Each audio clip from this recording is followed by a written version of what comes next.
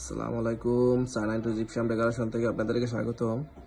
আপনারা যে সকল ভাইয়েরা জিপসামের ডাচগুলো সংগ্রহ করতে চাচ্ছেন তারা অবশ্যই দেখে নেবেন যাদের কাছে এরকম চায়না ডাইস আছে। চায়না ডাইসগুলো হলো 8 ফিট করে লম্বা। আপনারা তাদের কাছ থেকে ডাইসগুলো সংগ্রহ করতে পারেন। এই যে আমাদের চায়না ডাইস, সাথে চায়না ডাইস থেকে মাস্টার কপি করা হয়েছে।